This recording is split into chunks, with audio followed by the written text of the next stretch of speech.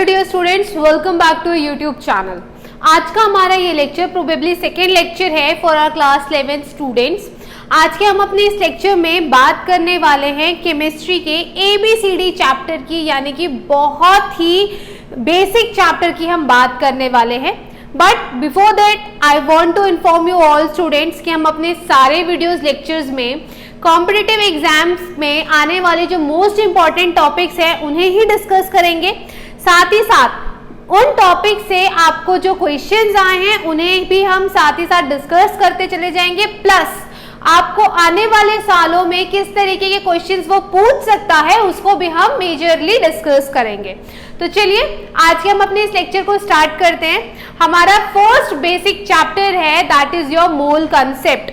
आपको इस नाम को सुनकर कुछ तो अपनी प्रीवियस क्लास का याद आ ही गया होगा। इस वर्ड को आपने अपनी प्रीवियस क्लासेस में बहुत बार सुनी है। तो इस चैप्टर को स्टार्ट करते हैं साथ ही मैं आपको बता देना चाहती हूँ कि चूंकि हम अपने कॉम्पिटिटिव एग्जाम्स के सिर्फ मेनली टॉपिक्स को डिस्कस करेंगे, तो जो इसका बहुत ही बेसिक टॉपिक है that is what classification of matter and all, ये सारी चीज़ों को मैं डिस्कस नहीं करूँगी, ये आपकी NCERT में दिया हुआ है। और एक बात, NCERT में ये चैप्टर आपको some basic concept of chemistry के नाम से है और from competitive point of view हम इस चैप्टर को मोल कंसेप्ट के नाम से जानते हैं। तो चलिए मेन टॉपिक को स्टार्ट करते हैं और हम बात करते हैं एटम्स की।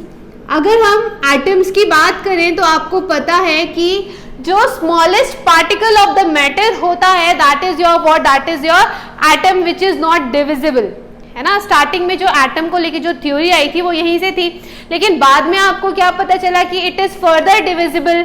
आपको एटम के अलावा सब एटमिक पार्टिकल्स के बारे में भी पता है that is what electron, proton and neutron and so on, right. तो अगर मैं एटम की बात करूं तो एटम बेसिकली क्या है? The smallest particle of matter. Atom is what?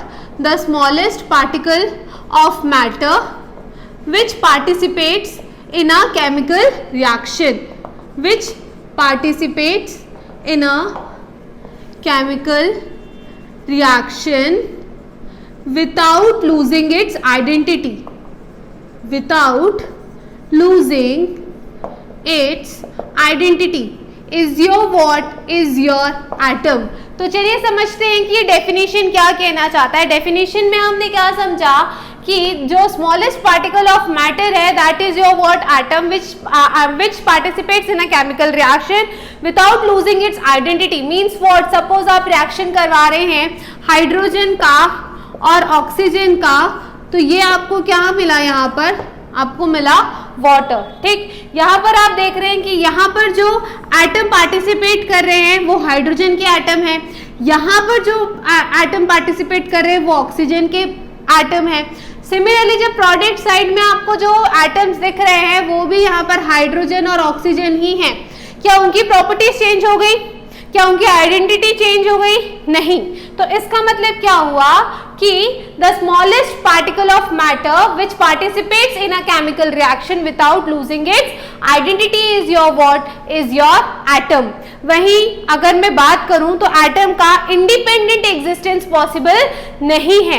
कोई भी एटम सिंगल एटम के फॉर्म में नेचर में एग्जिस्ट नहीं कर सकता। फॉर एग्जाम्पल कि अगर मैं हाइड्रोजन की बात करूं तो नेचर में हाइड्रोजन 2 एटम्स के साथ एग्जिस्ट करता है, यानी कि in the nature hydrogen atom exist in the form of molecule and that too H2 molecule, right. Similarly हम ऑक्सीजन की बात कर ले तो ऑक्सीजन भी O2 के फॉर्म में एग्जिस्ट करता है। फॉस्फोरस की बात कर ले, सल्फर की बात कर ले, तो ये सारे एटम्स जो हैं वो मॉलिक्यूल के फॉर्म में नेचर में एग्जिस्ट करते हैं।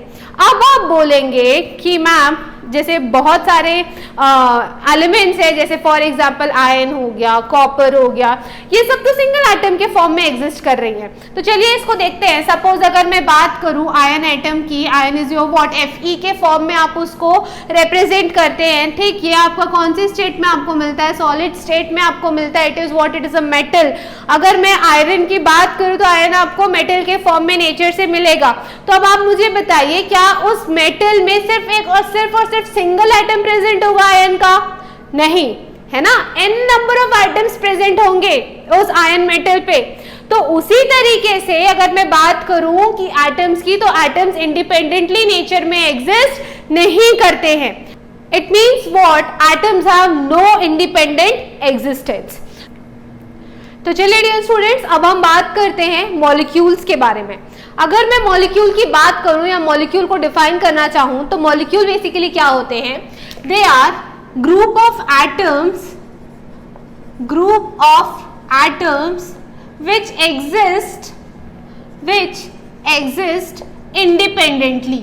इसका मतलब क्या हुआ कि जो मॉलिक्यूल्स होते हैं वो एटम्स के ग्रुप से मिलकर बनते हैं। Group of atoms form a molecule and they are also considered as the smallest particle of matter, as well as वो क्या करते हैं, वो नेचर में इंडिपेंडेंटली एग्जिस्ट कर सकते हैं, जस्ट ऑपोजिट ऑफ एटम। तो चलिए अब हम नेक्स्ट मोस्ट इंपॉर्टेंट टॉपिक की तरफ बढ़ते हैं, that is your what, that is your atomic mass.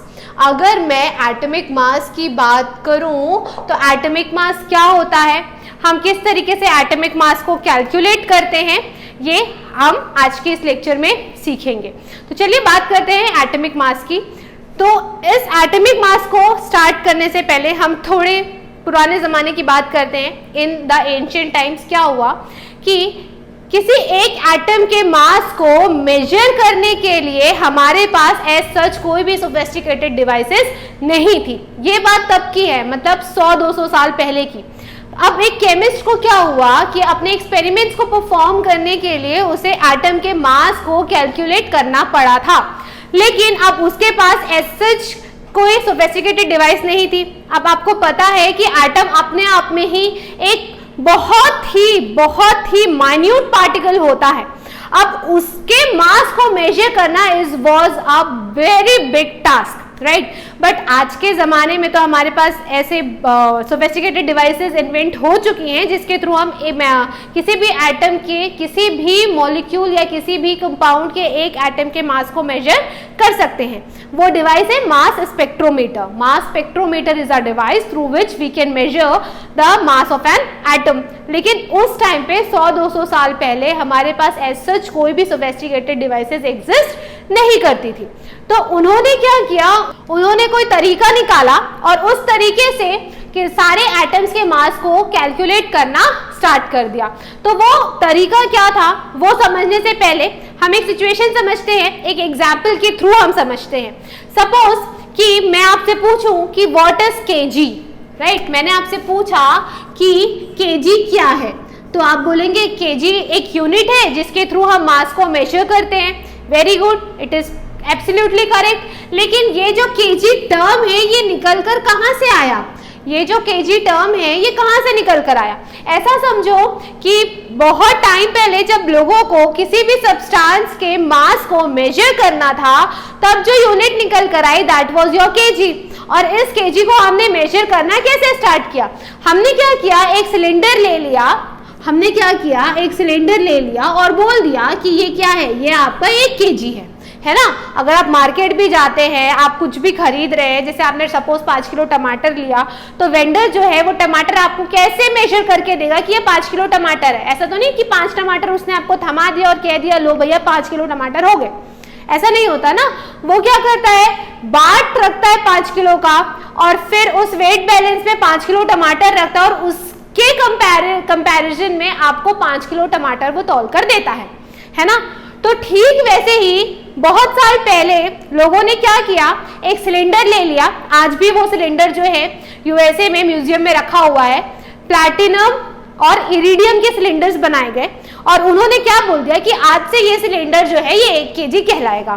ठीक, तो अब हमने क्या किया, इस सिलेंडर के बेसिस पे हमने सब्सटेंसेस के मास को मेजर करना स्टार्ट कर दिया। कैसे? लेट्स से मैंने क्या किया कि सपोज मेरे पास एक ब्लॉक है, लेट्स से ब्लॉक ए है और इस ब्लॉक ए के मास को मुझे मेजर करना है। तो मैंने क्या किया, एक वेट बैलेंस लिया और एक वेट बैलेंस में इस ब्लॉक के मास को मेजर करने के लिए मैंने एक सिलेंडर रखा। जैसे ही मैंने एक सिलेंडर रखा, ये जो वेट बैलेंस है वो इक्वल हुआ नहीं। फिर मैंने 2 सिलेंडर रखे, फिर मैंने 3 सिलेंडर रखे, फिर मैंने 4 सिलेंडर रखे, और तब तक मैं सिलेंडर्स रखती चली गई जब तक ये जो वेट बैलेंस है वो बैलेंस नहीं हो गया, राइट। तो मैंने क्या ऑब्जर्व किया, जब मैंने 20 सिलेंडर्स रखे तो ये जो ब्लॉक है, ब्लॉक ए है, उसमें जो वेट बैलेंस है वो इक्वल हो गया, राइट। तो इससे मुझे क्या पता चला कि ये जो ब्लॉक ए है उसका मास कितना है, that is equal to 20 cylinders, right. Block A का मास क्या निकल कर आया, 20 सिलेंडर्स निकल कर आया। फिर मैंने क्या किया, फिर मैंने यहाँ पर ब्लॉक बी रखा और अगेन मैं सिलेंडर्स के टर्म्स में इसके मास को मेजर करती चले गई। फिर मैंने क्या देखा कि ब्लॉक बी का जो मास है वो that is equal to 10 cylinders. तो ब्लॉक बी ब्लॉक बी का मास कितना हो गया, 10 सिलेंडर्स, राइट। सिमिलरली जब मैंने सी ब्लॉक रखा तो सी ब्लॉक का मास कितना आया, 50 सिलेंडर्स, है ना। अब यहाँ पर आप एक चीज ऑब्जर्व कर रहे होंगे कि किसी भी सब्सटेंस के मास को मेजर करने के लिए हम किस टर्म्स में मेजरमेंट कर रहे हैं मास का, in terms of cylinders, right. तो ये जो सिलेंडर्स है ये हमें क्या करना पड़ रहा है, बार बार लिखना पड़ रहा है। तो मैंने क्या किया, इस सिलेंडर्स को बार बार लिखने से बचने के लिए मैंने इस सिलेंडर को एक यूनिट दे दी, और उस यूनिट को मैंने क्या कह दिया, मैंने कह दिया कि वो यूनिट क्या है आपका, दैट इज योर किलोग्राम। और हमने कह दिया कि वो जो एक सिलेंडर है अब से वो 1 किलो का है ना। और हमने क्या कह दिया कि वो जो सिलेंडर है अब से वो सिलेंडर क्या है, 1 किलो का है, ओके। तो अब यहाँ पर क्या हुआ कि अब हमें एक यूनिट मिल गई कि जिसके थ्रू हम किसी भी सब्सटेंस के मास को क्या कर सकते हैं, मेजर कर सकते हैं, राइट। तो अब क्या हुआ, अब हमें क्या करना था, ठीक वैसे ही केमिस्ट को क्या करना था, एटम के मास को मेजर करना था। तो जिस तरीके से हमने यहाँ पे सिलेंडर को एज अ स्टैंडर्ड ऑब्जेक्ट माना और इसी स्टैंडर्ड के बेसिस में हम किसी भी सब्सटेंस के मेजर को कैलकुलेट करते चले गए, तो उस केमिस्ट ने किसको अपना स्टैंडर्ड ऑब्जेक्ट बनाया, उसने बनाया 1/12 into mass of 1 C12 atom को अपना क्या बनाया, स्टैंडर्ड ऑब्जेक्ट बनाया। और इस स्टैंडर्ड ऑब्जेक्ट के बेसिस में वो किसी भी एटम्स के मास को कैलकुलेट कर पाया। कैसे, ऐसे समझते हैं कि अब उसे किसके, ऑक्सीजन के एक एटम के मास को मेजर करना था। तो उसने देखा कि जब वेट बैलेंस उसने लिया है, यहाँ पर ऑक्सीजन का एक एटम रखा और इस 1/12 into mass of 1 carbon 12 atom, other side में उसने 1/12 into mass of 1 carbon 12 atom का एक पार्ट रखा। फिर उसने देखा कि जब वो ऐसे 16 पार्ट्स रख रहा है तब जाकर ये जो वेट बैलेंस है वो इक्वल हो गया। इससे क्या पता चला कि ऑक्सीजन के एक एटम का mass is equal to 16 into 1/12 into mass of 1 C12 atom, right. अब क्या हुआ, अब उसने क्या किया, अब उसको मेजर करना था नाइट्रोजन का मास। तो उसने क्या ऑब्जर्व किया कि नाइट्रोजन कितना है, 14 into 1/12 into mass of 1 carbon 12 atom. Similarly अब उसे मेजर करना था सल्फर को, तो सल्फर कितना हो गया, 32 into 1/12 into mass of 1 carbon 12 atom. फिर उसने मेजर किया सोडियम को, तो सोडियम कितना था, 23 into 1/12 into mass of 1 carbon 12 atom. ठीक उसी तरह जिस तरीके से हम ब्लॉक ए को मेजर कर रहे थे तो 20 सिलेंडर्स आया, ब्लॉक बी को मेजर कर रहे थे तो 10 सिलेंडर आया, ब्लॉक सी के मास को मेजर कर रहे थे तो 50 सिलेंडर्स आया। अब यहाँ पर हम 50 सिलेंडर्स को बार बार, ये जो सिलेंडर वर्ड है उसको बार बार लिखने से बचने के लिए हमने सिलेंडर को एक यूनिट में कन्वर्ट कर दिया, ट्रांसफॉर्म कर दिया और क्या बना दिया था, केजी। तो सिमिलरली यहाँ पर हमने क्या किया, इस 1/12 into mass of 1 carbon 12 atom को बार बार लिखने से बचने के लिए हमने इसको एक यूनिट में ट्रांसफॉर्म कर दिया और वो यूनिट क्या कहलाई आपकी, AMU, that is your what, atomic mass unit, that is your what atomic mass unit. इसका मतलब क्या हुआ कि ऑक्सीजन के एक एटम का मास अब किसके बराबर हो गया है 16 AMU के, नाइट्रोजन का मास क्या हो गया एटॉमिक मास AMU, सल्फर का 32 AMU और सोडियम का 23 AMU। ये आपके क्या हो गए फर्दर एटम्स के एटॉमिक मासेस हो गए, राइट। तो इससे और क्या एक कंक्लूजन निकल कर आया, इससे एक ये कंक्लूजन निकल कर आया कि 1 AMU is equal to 1/12 into mass of 1 carbon 12 atom. Okay, ठीक उसी तरह जिस तरीके से 1 सिलेंडर किसके इक्वल था, 1 cylinder was equal to 1 kg। तो इस तरीके से हम किसी एटम के एटॉमिक मास को मेजर कर पाए।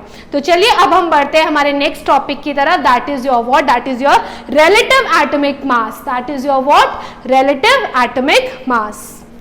तो चलिए डियर स्टूडेंट्स, अब हम समझते हैं रिलेटिव एटॉमिक मास को। रिलेटिव एटॉमिक मास क्या हुआ, ठीक उसी तरीके से जिस तरीके से मैंने अभी आपको एग्जाम्पल दिया था कि अगर आप मार्केट जाते हैं और मार्केट जाकर आप सपोज 5 किलो टमाटर खरीदते हैं, तो उस 5 किलो टमाटर को आप उस 5 किलो बाट के कंपेयर में आप उसको क्या करते हैं, मेजर करते हैं उस 5 किलो टमाटर को।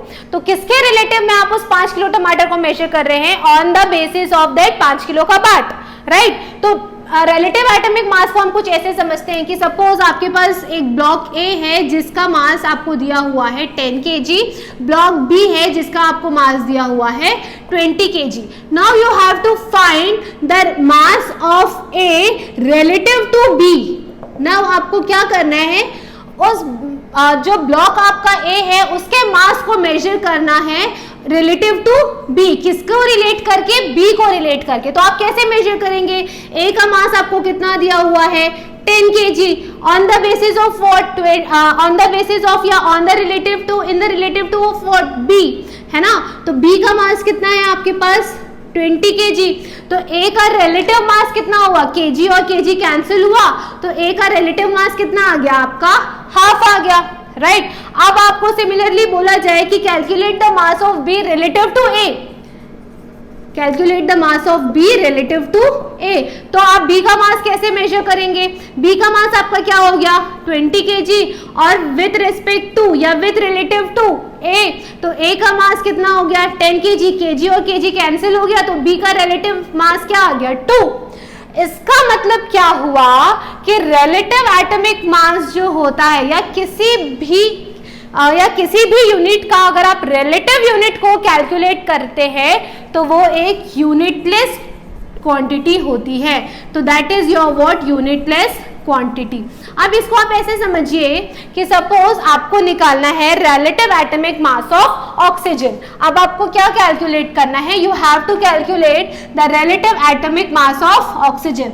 ऑक्सीजन का भी हमने एटॉमिक मास कैसे कैलकुलेट किया था, 16 into 1/12 into mass of 1 carbon 12 atom, right. तो अब हमें क्या करना है, इसका रिलेटिव एटॉमिक मास निकालना है, किसके रिलेटिव में, इस 1/12 मास ऑफ 1 C12 एटम के रिलेटिव में हमें इस ऑक्सीजन का रिलेटिव एटॉमिक मास कैलकुलेट करना है।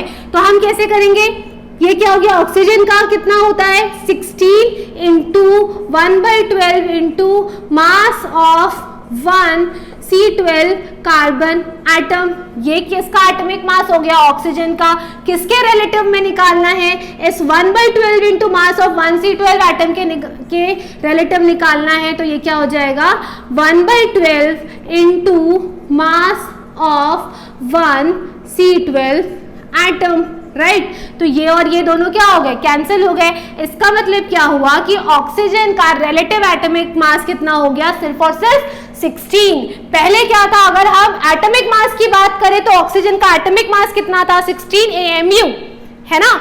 लेकिन अगर हम ऑक्सीजन के रिलेटिव एटॉमिक मास की बात करें तो वो क्या हो जाएगा आपका सिर्फ और सिर्फ 16, क्योंकि वो एक यूनिटलेस क्वांटिटी होती है। मैंने आपको अभी बताया कि अगर हम किसी भी यूनिट का अगर हम रिलेटिव यूनिट कैलकुलेट करते हैं तो वो क्या हो जाता है, यूनिटलेस क्वांटिटी हो जाता है। ओके तो अगर मैं बात करूं रिलेटिव एटॉमिक मास के डेफिनेशन की, तो इसका डेफिनेशन क्या होगा dear students? It is a number which tells us that how many times an atom is heavier than 1/12 into mass of 1 carbon 12 atom। ये आपका क्या हो गया? रिलेटिव एटॉमिक मास का डेफिनेशन हो गया। अगर हम रिलेटिव एटॉमिक मास के अब इसी डेफिनेशन से अगर हम इसका फॉर्मूला डिराइव करें तो क्या हुआ? क्या हो गया? Mass of one atom of an element upon 1/12 into mass of 1 carbon 12 element atom. Okay ये आपका क्या हो गया? रिलेटिव एटॉमिक मास का डेफिनेशन हो गया, और उस डेफिनेशन से ही हमने उसका केमिकल फॉर्मूला डिराइव किया, राइट। मैंने आपको जैसे ही अपने इंट्रोडक्शन पार्ट में बताया था कि फिजिकल केमिस्ट्री में हम किसी भी फॉर्मूले को अगर हम बात करते हैं तो फॉर्मूला बेसिकली क्या है? किसी भी मैथमेटिकल एक्सप्रेशन को हम क्या कहते हैं? फॉर्मूला कहते हैं। और ये फॉर्मूला कहाँ से निकल कर आया? अगर आपको कंसेप्ट पता है तो आपको किसी भी फॉर्मूले को रटने की जरूरत नहीं है। ओके डियर स्टूडेंट्स, तो यहाँ पर हमें क्या पता चला? सपोज अगर हम रिलेटिव एटॉमिक मास की बात करें, किसके? लेट से हमें नाइट्रोजन के रिलेटिव एटॉमिक मास की बात करनी है, तो नाइट्रोजन का रिलेटिव एटॉमिक मास क्या होता है? 14 AMU अपॉन इसी टर्म को यहाँ पर 1/12 into mass of 1 C12 atom हमारा किसके बराबर होता है? 1 AMU के बराबर होता है। तो AMU और AMU क्या हो गया? कैंसिल हो गया। तो relative atomic mass of nitrogen क्या आ गया आपका? That is your 14। अगर आपको कहीं पर भी सपोज मैं बात करती हूँ सोडियम की, अगर आपको सोडियम की मैं बात करूँ तो एक तरफ आपका लिखा हुआ है 23 AMU और एक तरफ आपको सिर्फ 23 लिखा हुआ है, तो जहां पर AMU है इसका मतलब क्या हुआ कि सोडियम का एटॉमिक मास कितना है? 23 AMU। वही सोडियम के रिलेटिव एटॉमिक मास की अगर हम बात करें तो रिलेटिव एटॉमिक मास उसका क्या हो गया? 23, क्योंकि रिलेटिव एटॉमिक मास आपका कैसा हो जाता है? यूनिटलेस क्वांटिटी हो जाता है। ठीक, अब क्या हुआ? अब मैंने आपको बताया था कि एट प्रेजेंट हमारे पास ऐसे सोफिस्टिकेटेड डिवाइस प्रेजेंट है जिसके थ्रू हम किसी भी एटम के मास को मेजर कर सकते हैं, और उसी डिवाइस का नाम क्या है? Mass spectrometer. तो अब क्या हुआ कि जैसे ही इस डिवाइस की डिस्कवरी हुई तो हमने सबसे पहले मेजर किया मास ऑफ 1 C12 एटम, राइट। हमने क्या किया? उस सोफिस्टिकेटेड डिवाइस में उस मास ऑफ 1 कार्बन 12 एटम के मास को मेजर कर लिया। तो जैसे ही हमने उसके मास को मेजर किया हमें किसकी वैल्यू मिल जाएगी? AMU की वैल्यू मिल जाएगी, राइट। तो चलिए देखते हैं उसकी वैल्यू हमने कैसे कैलकुलेट की। तो चलिए देखिए क्या हुआ कि मास स्पेक्ट्रोमीटर ने 1 कार्बन 12 एटम का एक्चुअल मास दे दिया, जो कि किसके इक्वल था? 1.99 इंटू 10⁻⁻23 ग्राम। इसका मतलब क्या हुआ कि अब तक हम जो किसी एटम के मास को on the basis of AMU के टर्म्स में हम मेजर कर रहे थे, अब हम क्या कर सकते हैं? किसी भी एटम के मास को हम ग्राम्स के टर्म्स में मेजर कर सकते हैं। क्यों? क्योंकि हमें मास ऑफ 1 C12 एटम का मास कितना मिला? यानी कि मास ऑफ 1 C12 एटम का मास हमें कितना मिला? 1.99 इंटू 10⁻⁻23 ग्राम। और वही हमने 1 AMU किसके इक्वल होता है? 1/12 into mass of 1 C12 atom, right. तो आपको क्या करना है? जस्ट इस क्वांटिटी को 1/12 से इंटू कर दो। जब आपने 1/12 से इस क्वांटिटी को इंटू किया तो आपको 1 AMU की यूनिट कितनी, 1 AMU की वैल्यू कितनी मिल गई आपको? 1.66 इंटू 10⁻24 ग्राम। इसका मतलब क्या हुआ कि अगर मैं ऑक्सीजन के एटॉमिक मास की बात करूं इन टर्म्स ऑफ ग्राम तो हमें क्या मिलेगा? ऑक्सीजन का मास कितना होता है? 16 AMU। लेकिन इन टर्म्स ऑफ ग्राम ये क्या हो जाएगा? 16 into 1.66 into 10 to the power minus 24 gram. तो अब क्या हुआ डियर स्टूडेंट्स, अब आपने क्या किया, सारे एटम के मास को इन टर्म्स ऑफ ग्राम भी अब आप क्या कर सकते हैं, मेजर कर सकते हैं। I hope you people are clear with the term atomic mass and relative atomic mass. अगर आपको इस लेक्चर से किसी भी तरीके का डाउट है तो आप नीचे दिए हुए कमेंट सेक्शन पर हमें कमेंट कर पूछ सकते हैं। हम अपने नेक्स्ट लेक्चर में मोलर मास को ब्रीफली डिस्कस करेंगे। Till then don't forget to subscribe our channel. Keep watching. Thank you.